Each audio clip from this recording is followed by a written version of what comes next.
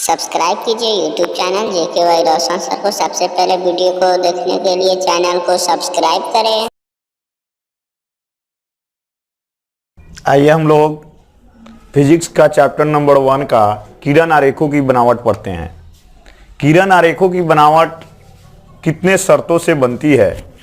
2 number के लिए exam की दृष्टि से 2 नंबर का किरण आरेखों की बनावट आता है। 2 नंबर किरण आरेख खींचने के लिए आता है। देखिए, किरण आरेखों का 3 स्टेप होता है। उस 3 स्टेप को आप जान लीजिएगा तो किसी भी किरण का आप आरेख खींच सकते हैं।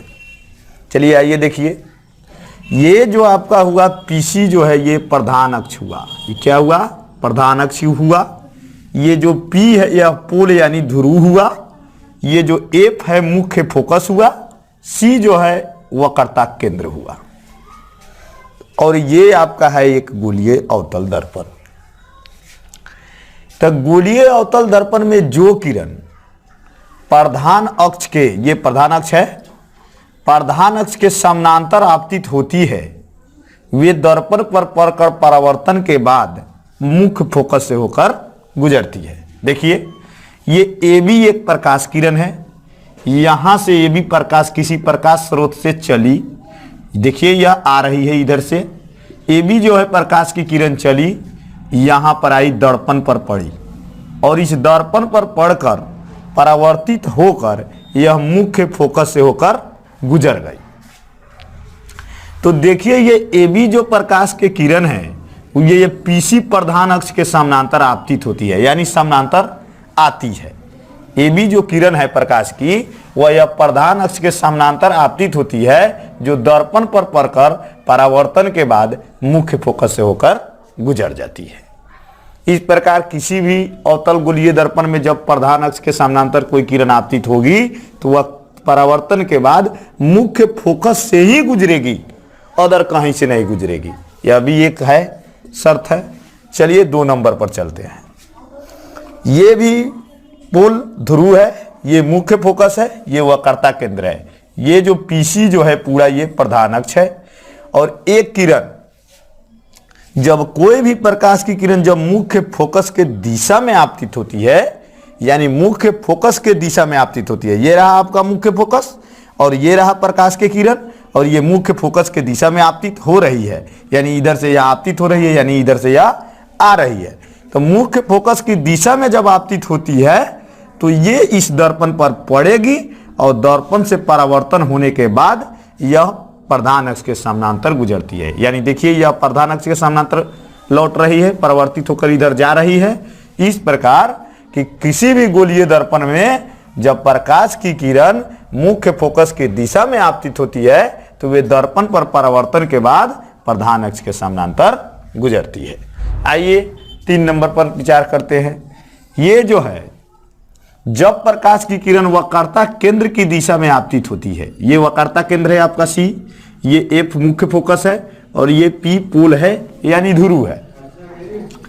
तब कोई भी प्रकाश की किरण जब वक्रता केंद्र की दिशा में आपतित होती है, देखिए इधर से ही आ रही है, यह जो है इधर से इधर जा रही है और इधर से इधर आ रही है।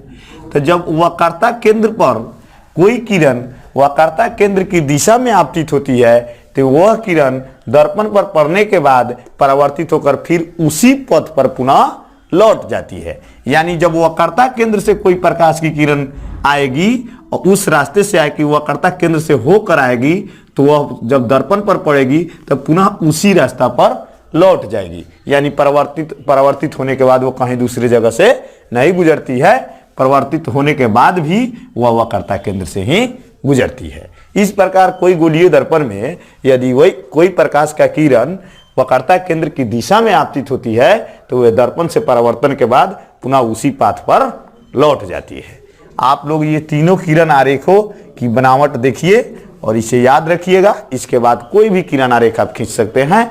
बहुत अच्छा क्वेश्चन है जो F बराबर r/2 सिद्ध करना है, उसके बारे में हम लोग देखते हैं इसको किस टाइप से पूछा जा सकता है। देखिए, बोर्ड मॉडल है यह। सिद्ध करे कि गोलीय अवतल दर्पण की फोकस दूरी उसकी वक्रता त्रिज्या की आधी होती है।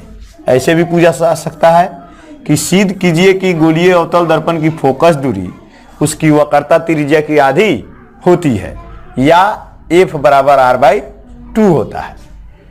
तो चलिए इसे कैसे सिद्ध करते हैं। मान लिया कि XY एक अवतल दर्पण है, ये X है, ये Y है, और मान लिया ये XY एक अवतल दर्पण है, ये जो है XY एक अवतल दर्पण है। मान लिया कि XY एक अवतल दर्पण है जिसमें प्रधान अक्ष PC के समानांतर एक किरण AB आपतित होती है।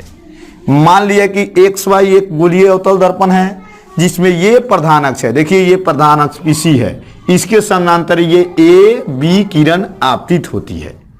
इसके समानांतर, प्रधान अक्ष के समानांतर क्या हो रहा है, आपतित हो रहा है, यानी इधर से आ रहा है। मान लिया कि XY एक गोलीय अवतल दर्पण है जिसमें प्रधान अक्ष PC के समानांतर एक किरण AB आपतित होती है। चलिए आपतन बिंदु B से, ये B हुआ, ये आपतन बिंदु B से C पर एक अभिलंब CB खींचा। हमने आपतन बिंदु B से C पर एक अभिलंब CB खींचा।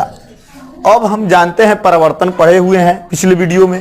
परावर्तन के नियम से हम जानते हैं कि आपतन कोण I परावर्तन कोण R के बराबर होता है। तो यहां पर आपतन कोण ये जो है B है, ये परावर्तन कोण फिर B के बराबर होगा, यानी इधर से ही आया, ये प्रकाश की किरण आई और ये अभिलंब है, ये दोनों के बीच में जो कोण बना वो आपतन कोण I हो गया।